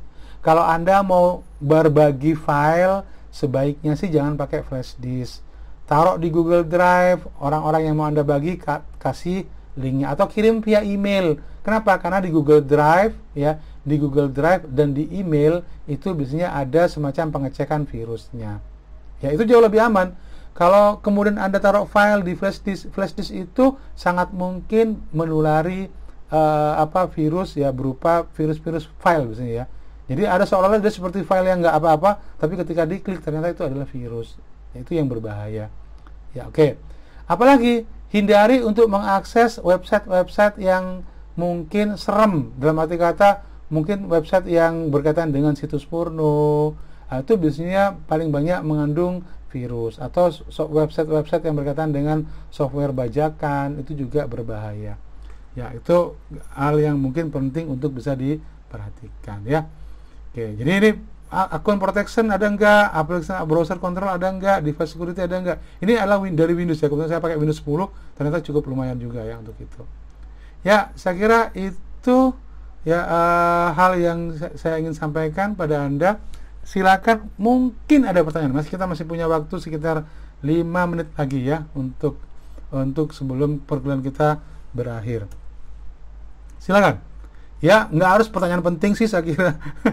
Ya, kalau hal yang serius itu membuat Anda pusing, maka kemudian ya hal yang nggak serius aja yang boleh kok Anda tanyakan, ya. It's okay, saya kira, ya, fine aja, ya. Jadi silakan. Ya. Kenapa? Karena sekali lagi pertanyaan itu terkadang dibutuhkan oleh dosen. Ini terus terang aja, kalau Anda paham bahwa pertanyaan yang diberikan oleh mahasiswa terkadang itu justru bagi dosen itu menjadi vitamin untuk si dosen bisa belajar lebih lanjut lagi. Kenapa? Karena sekali lagi bahwa dosen tidak selalu bahwa dosen itu selalu tahu semuanya. Ya, itu mengapa salah satu trik menjadi dosen adalah kalau ada hal yang ditanyakan dan nggak bisa, maka tinggal si dosen bilang gini, oke, ini saya kira pertanyaan bagus, ya, mungkin waktunya nggak cukup untuk menjawab, ini saya jadikan PR, ya. Silakan nanti tulis, jadikan makalah, kita akan diskusikan minggu berikutnya. Contohnya begitu. Ini saya kasih bocoran aja caranya, ya. Nanti kalau suatu saat Anda jadi dosen, Anda bisa pakai tip tersebut. Oke. Ya, oke, silakan. Di sini ada Desman, ada Arif, ya, ada Marshall, ada Noviana, Nur Hikmah, oke, Fandi. Silakan Anda saling berkenalan, ya. Jadi jangan hanya diam-diaman aja. Sekali lagi bahwa Anda satu grup, Anda sekarang, atau ada Meliana juga dari luar Jawa, ya, ada Selina. Jadi intinya adalah mumpung Anda di satu forum, maka manfaatkan untuk saling kenal mengenal, ya. Coba saling menyapa, mungkin walaupun tidak di grup mata kuliah saya, ya. Kalau di mata kuliah saya sebenarnya bebas-bebas aja sih. Anda boleh ngobrol, Anda boleh membahas apapun. Tapi intinya manfaatkan untuk hal yang sifatnya positif, untuk sebagai bagian. Oh, ada Intan juga, ya, ada Yohanes juga, ya. Oke. Jadi manfaatkan untuk bisa saling kenal mengenal. Punya banyak teman itu saya kira luar biasa. Ya, siapa tahu yang mungkin dari luar pulau, dari NTT, ya, atau dari Sumatera, mungkin kesempatan untuk suatu saat datang ke Surabaya. Maka Anda sudah punya teman di Surabaya untuk tempat, mungkin jadi guide Anda untuk ngantar-ngantarin Surabaya itu. Kalau main tuh kira-kira kemana aja, ya? Ke Suramadu, ya, mungkin, atau juga ke Tugu Pahlawan. Ngapain Tugu Pahlawan? Berjemur, ya. Nyari vitamin D, ya, supaya sehat. Atau ya itu kalau lagi normal, ya, normal. Atau kemana lagi? Ada mungkin ke Museum Sampurna yang di daerah Jembatan Merah. Atau kalau mau wisata kuliner, misalkan ada yang namanya Rawon Setan, ya, sehingga kemudian, atau juga ada yang mungkin mau ke Sumatera atau yang mau ke Kalimantan, ya, sehingga kemudian Anda bisa saling kenal. Jadi saya kira satu musuh sudah terlalu banyak, 1000 teman itu masih kurang. Jadi saya kira inilah kesempatan Anda untuk bisa memperbanyak teman. Saya juga khawatir jangan-jangan sama anak informatika kelas profesional malah juga nggak saling kenal. Wah, itu repot juga ya. Harusnya juga Anda bisa manfaatkan untuk bisa saling kenal mengenal ya. Jangan sampai Anda tidak kenal ya. Tahu-tahu di jalan, lu tiba Anda juga mahasiswa Unitomo gitu ya. Oke. Ya, baik, kalau tidak ada pertanyaan lagi, kelas saya akhiri. Ya, jangan lupa jaga kesehatan, tetap semangat untuk kuliah. Saya mungkin belum ngasih tugas ya, tapi insya Allah minggu depan akan ada tugas pertama sebelum UTS. Jangan khawatir ya, pasti ada tugas untuk Anda, nikmati bersama. Terima kasih teman-teman semua. Assalamualaikum warahmatullahi wabarakatuh. Terima kasih Pak. Terima kasih Pak.